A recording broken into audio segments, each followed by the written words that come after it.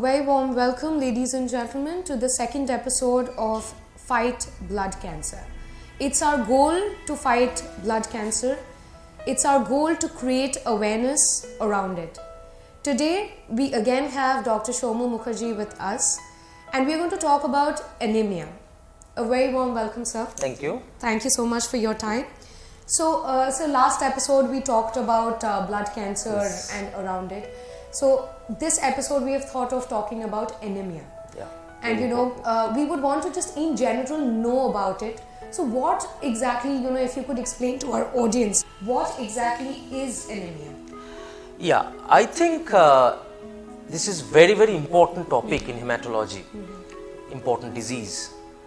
Not only in hematology, but in different field of medicine, starting from surgery, gynecology, pediatrics, everybody knows this term anemia.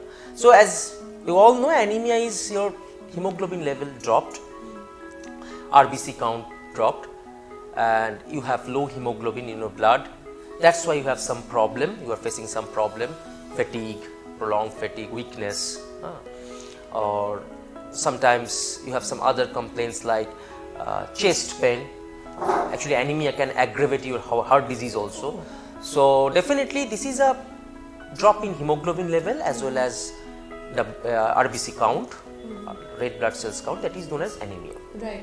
So anemia could be of different types, I'm guessing. Yes. First I will tell you that anemia per se is not a disease. Anemia is a manifestation of some underlying disease. Okay.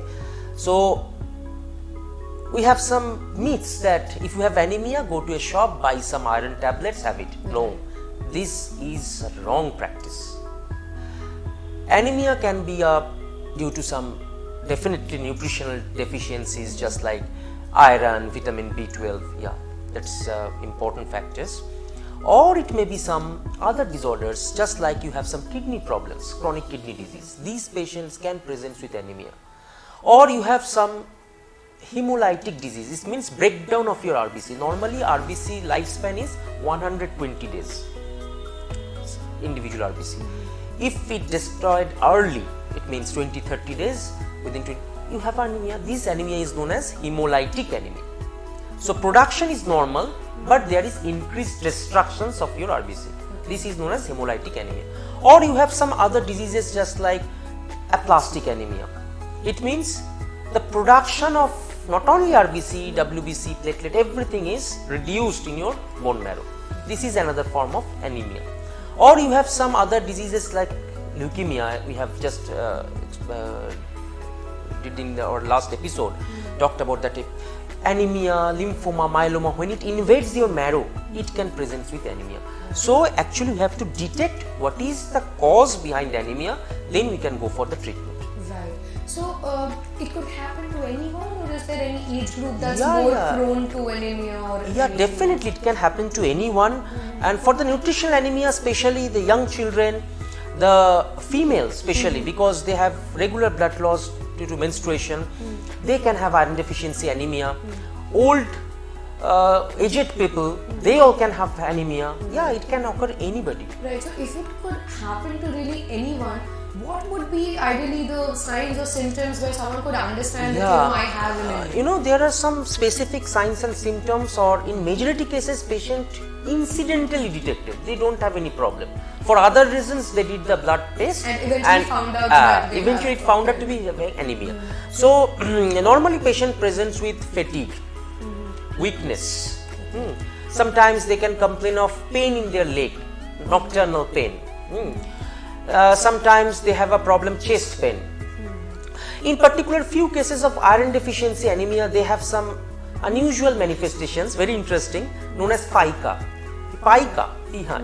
Okay. It means unusually the patient takes the things normally don't take, just like your raw rice, or dal, or they takes it is known as pagophagia. They sometimes take the ice cubes from the fridge.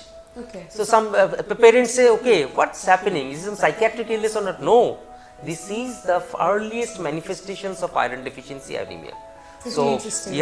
So these are various manifestations of anemia. So if someone is indeed hit with anemia, what are the treatment options that are available for Yes. this disease? Yeah. First thing is that we have to diagnose whether what is the cause of the anemia. Suppose he or she is having iron deficiency, we have to treat with supplementation by iron. If he or she is having vitamin B12 and folate deficiency, we have to treat with folic acid or vitamin B12. If hemolytic anemia, we have to treat with other things. Sometimes steroid is important, and there are different treatment options, varies from patient to patient, and the diagnosis, what is the cause behind the anemia. Right. So just in case, say for instance, even after treatment, the anemia does not get cured, could it mean that it's cancer? Yeah, actually, it means definitely. There is a very important question you have asked. We have come across a lot of patients, prolonged anemia, they are taking medicine, iron, regular basis, but after 1 year they thought, okay, my hemoglobin is not rising, then they came to us. And they wasted 1 year. Yeah, 1 year they have wasted. So we did the other investigations, marrow tests, and it eventually found it may be a case of myelodysplasia. It is a precancerous lesion, or sometimes leukemia or lymphoma infiltrations. So I think don't waste time. Do the proper investigations, diagnose the cause of anemia, then treat. Right. Right. Thank you so much, Dr. Mukherjee, for your time. That's the end of episode 2, ladies and gentlemen. We'll meet you in the 3rd episode of Fight Blood Cancer soon. Thank you.